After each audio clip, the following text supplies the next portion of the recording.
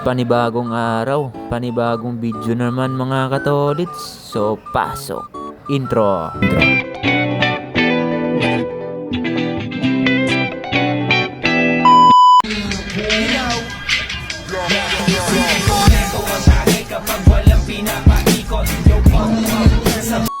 So yun mga katolits, dito na naman tayo. Panibagong araw, panibagong video na naman.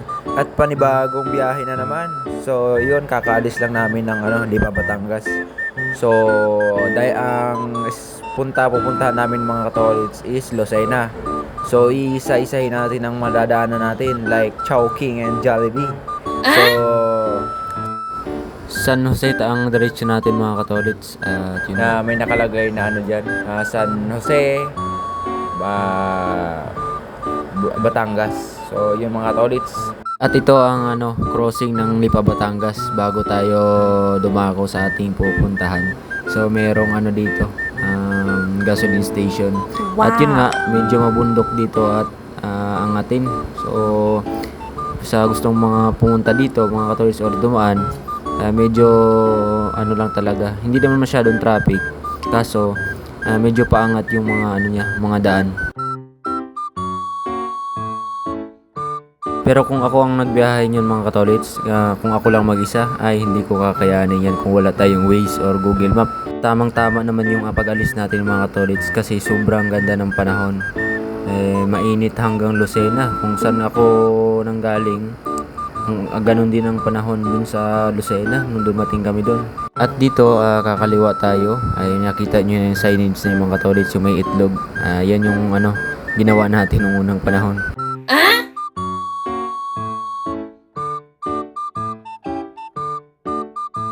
May nasalubong pa kami na hindi naka-helmet dito. Shout out sa iyo guys.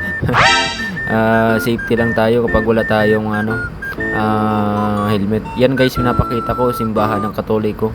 Napakaganda talaga guys. Kung nadaanan nyo yan, comment nyo lang dito kung tagasan kayo or nakapunta na ba kayo dito guys. At tamang pakita ulit at pakyut ang Tolits TV kasama si Bisayang Mangyan. So shout out guys, and pakipalo na lang sa Facebook page namin.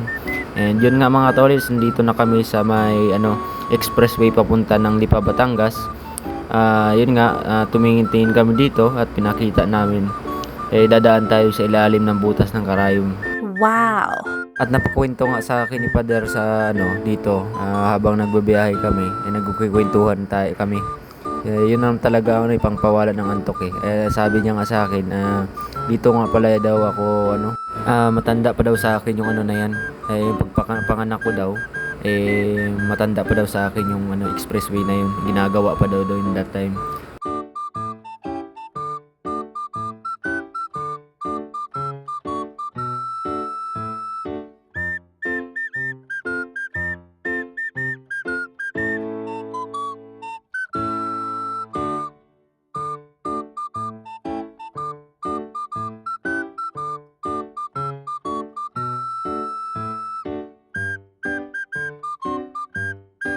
Napakagandang simbahan na naman katolits.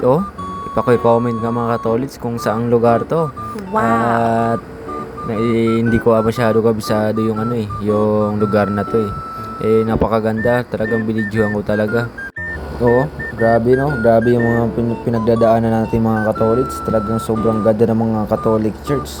Tapos dito na tayo mga katolits, takbong pogi lang tayo dito basta mga takbong pogi mga katolits, ganyan lang, mga 70 to 60 lang takbo. At yun nga, dumaan kami sa SM. Wow. Talagang sobrang traffic guys, hindi talaga maiwasan basta nasa part tayo ng ng Luzon. Yan guys, Talisay, Lipa, Batangas at San Jose. So yan, ang ganda nga dyan mga katolits. Talagang kung i-compare ko sa Dipolog City to, talagang nice. At napag-isipan namin na tumigil mga katolits at kumain tayo ng pampato ng Rosario ba to? Basta yung Rosario ba tong na to? Hindi ko masyado kabisado talaga. Yun ang mahirap talaga kapag gala ka na wala kang alam. Nag-try kami kumain ng lumi dito mga katolits. Sabi niya sa akin kanina nung umaga ng father ko, ay kain muna daw kami. Sabi ko Hindi na, daan muna tayo. May manadaan naman talaga tayo dyan sigurado ako. Kasi yun yung mga pangpato ng Pinay. Yung lumi na kumbaga pagkain na kinakain natin.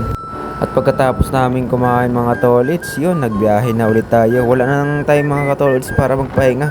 So, kailangan lang talaga natin magbiyahe agad. At ito mga tolits, ito na yung Iniegos Sports Complex.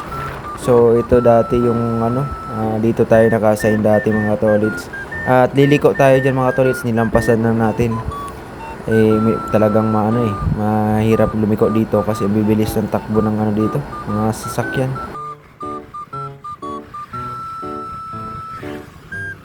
Bago tayo lumiko mga tolits, yung tindahan na yan yung lumihan din yan yung kinakainan namin ni paring Junior dati. Yan nga mga tolits, liko na tayo going to Iniegos Sports Complex. Yan mga tolits, at liliko na tayo dyan mga tolits. Tamang-tama talaga yung dating namin mga tolits. Mga alas 4:30 ng hapon ay nakarating na rin tayo. So yun guys, welcome ulit sa Iniegos Sports Complex. I-flex ko sa inyo mga tolits ang loob niyan, kung ano mga ang meron dito sa Sports Complex. At dito nga mga tolits ay nakarating na tayo. At bago ang lahat mga katolits, kumain muna tayo syempre. Yun nga, nagpahinga muna kami ng ilang oras dyan at kumain. Kasama natin ngayon si Kuya Dick at si Kuya Boy. Kain muna tayo mga katolits. Yun nga, talagang nagutom ako dun. Kahit kakakain lang namin ng lomi, talagang ginutom talaga ulit tayo. Ganun pala talaga yun mga katolits, kapag ginutom or nagda-rides tayo ng sobrang haba, talagang gugutumin ka talaga. At nabanggit na rin sa akin bago kami mag-start. So pahinga rin na tayo ng mga ilang oras pagkatapos kumain. So yun, talagang binigyan pa talaga ako. May sausawan pa yan mga katolits. Wow! Baka lechong manok yan. Sponsor by yan, Baliwag. Wow! Kain tayo mga katolits, para sa inyo yan. So dito tayo nagtatapos mga katolits. Abangan nyo yung part 2 ko. Thanks for watching.